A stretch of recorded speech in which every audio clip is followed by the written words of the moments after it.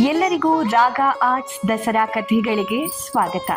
ಇಂದು ನವರಾತ್ರಿಯ 3ನೆಯ ದಿನ, ದೇವಿಯ 3ನೇ ಅವತಾರವಾದ ಚಂದ್ರಘಂಟ ಅವತಾರದ ಬಗ್ಗೆ ಇವತ್ತು ನಾವು ತಿಳ್ಕೊಳ್ಳೋಣ. ಪಾರ್ವತಿ ತಪಸ್ಸನ್ನ ಮಾಡಿ ಶಿವನನ್ನ ಒಲಿಸ್ಕೊಳ್ತಾಳೆ, ಮದುವೆಯ ಸಿದ್ಧತೆಯನ್ನ ಮಾಡ್ಕೊಳ್ತಾಳೆ. ಎಲ್ಲ ದೇವಾನುದೇವತೆಗಳು ಮದುವೆಗೆ ಬಂದಿರ್ತಾರೆ. ಪಾರ್ವತಿ ಅತಿ ಸುಂದರವಾಗಿ ಕಾಣ್ತಾ ಇದ್ರೆ, ಶಿವ ಮೈಗೆಲ್ಲ ಭಸ್ಮವನ್ನ ಬಳ್ಕೊಂಡು ಜಟೆಯನ್ನ ಬಿಟ್ಕೊಂಡು ತನ್ನ ಗಣಗಳ ಜೊತೆ ನರ್ತಿಸುತ್ತಾ ಸ್ಮಶಾನ ವಾಸಿ ಥರ ಬರ್ತಾನೆ. ಇದನ್ನ ನೋಡಿ ಪಾರ್ವತಿ ದೇವಿಯ ಅಮ್ಮ ಮೂರ್ಛೆ ಹೋಗ್ತಾಳೆ. ಆದ್ರೆ ಪಾರ್ವತಿಗೆ ಶಿವನ ಮೇಲೆ ಕಿಂಚಿತ್ತೂ ಪ್ರೀತಿ ಕಮ್ಮಿ ಆಗ್ಲಿಲ್ಲ. ಪಾರ್ವತಿ ಶಿವನ ಬಳಿ ಹೋಗಿ ತನ್ನ ಅದ್ಭುತವಾದ ಸ್ವರೂಪವನ್ನ ತೋರಿಸ್ತಾಳೆ. ಆಗ ಶಿವನು ಕೂಡ ಸ್ವಲ್ಪ ಸ್ಫೂರ್ತಿಯನ್ನ ಹೊಂದ್ತಾನೆ. ಆಮೇಲೆ ಶಿವ ಮದುವೆಯ ವರನಿಗೆ ತಕ್ಕ ಹಾಗೆ ತನ್ನ ರೂಪವನ್ನ ಬದಲಿಸ್ಕೊಳ್ತಾನೆ.